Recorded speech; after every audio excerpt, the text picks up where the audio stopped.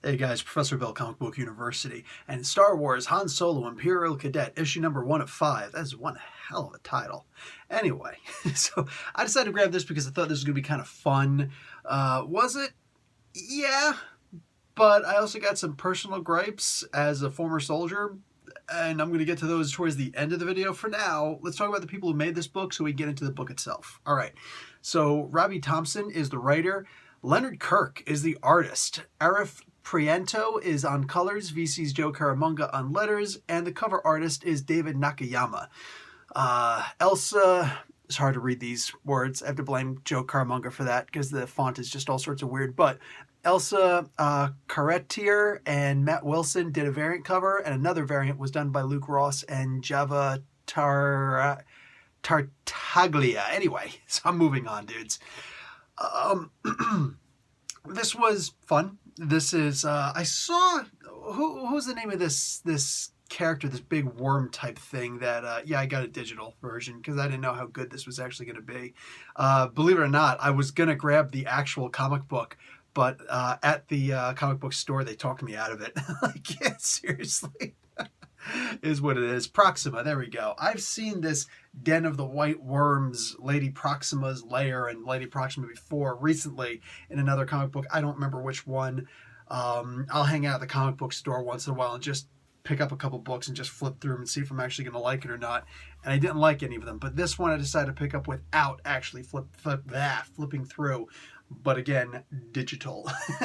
Anyway, yeah, this was okay. It's showing Han Solo to be more of a screw-up than anything else. You get to see where he got the name Solo from. I don't know if they ever explained that in any of the other books before. And I'm talking about the EU and the regular comic books, whether by Dark Horse or by Marvel.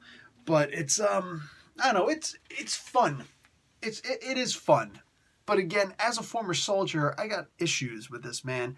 Solo is such a screw-up. He's such an individual. Now, this could go multiple ways. If he were actually good at what he did, if he were actually competent, and flying, the ability to fly a ship is one thing. And I don't know where he learned how to fly a ship before, but I do not expect that anybody can get inside of a freaking, what do you call it, a damn TIE fighter and just start flying around and know how to fly it. That just doesn't make sense to me. I don't know a single person in history who could get into a single engine plane right now and just fly that thing off, you know, and twin ion engines. Come on, man. I'm just not believing. I'm not buying it. Maybe they're going to give some reason why he's able to fly. He knew something before, you know, he screwed around. I don't know. Don't care. But in this particular case, it's just weird. However, he's not that great. Yeah, he was able to take off and fly. Okay, cool. If that's the first time he's been in a ship, then I'm sure that later on somebody's gonna come along and be like, "Wow, you impressed us. Have you ever flown before? No. Well, then how were you able to do that?" I'm sure that's what they're gonna wind up doing at some point.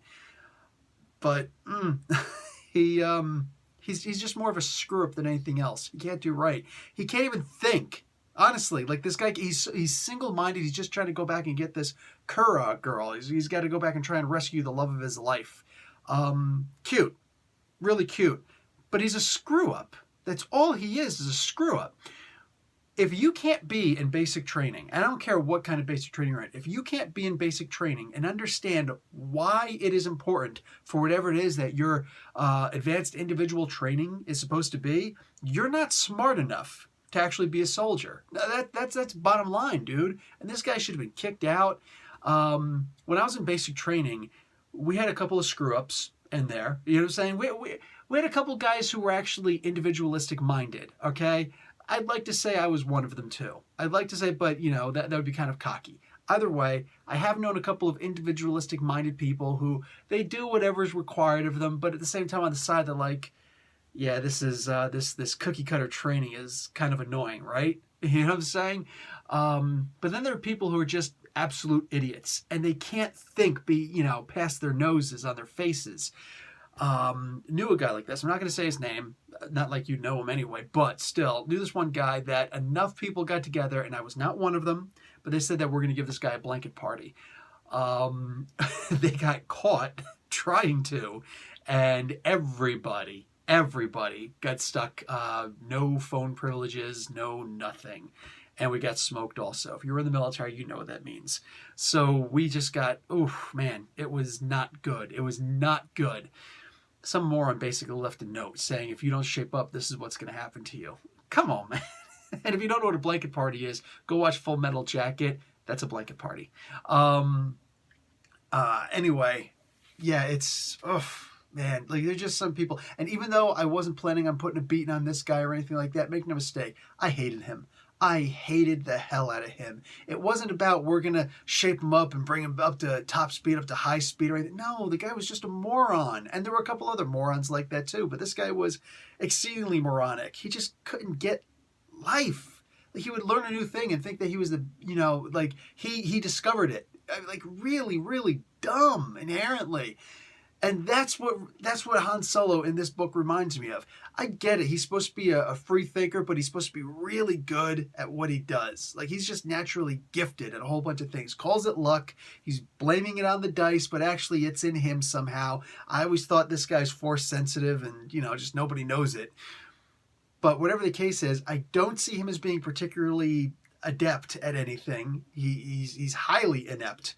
And he can't figure out the basics of what he's there for, in basic and anything. It's just inherently dumb. He's just coming off as more dumb than anything else here. Everything that he's doing is just a really poorly thought out plan. It's saddening. It is. And I just don't see this as the Han Solo that, we eventually see. Now, I will stick with the comic book for a little while longer. I will see if maybe the next issue is going to explain a little bit more, explain his natural adeptness.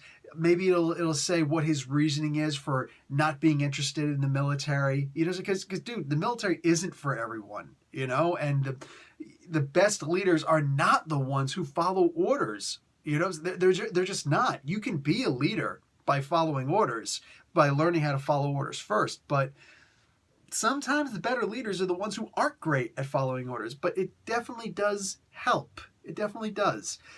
All that being said,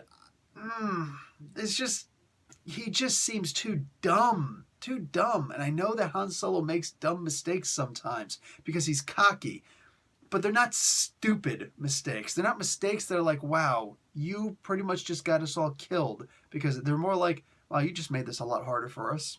So I know they're trying to relive the Han Solo from the movies. This isn't cutting it for me. The art, on the other hand, is great. So I loves me some Leonard Wilson. Leonard Wilson, wow, yeah, I love him so much I can't even get his freaking name right. Leonard Kirk, saying loves me some Leonard Kirk. But I just wish that the story itself would keep up with it. Anyway, guys, enough. It's all just going to be the same thing on repeat. Professor Bill, Comic Book University. Class dismissed.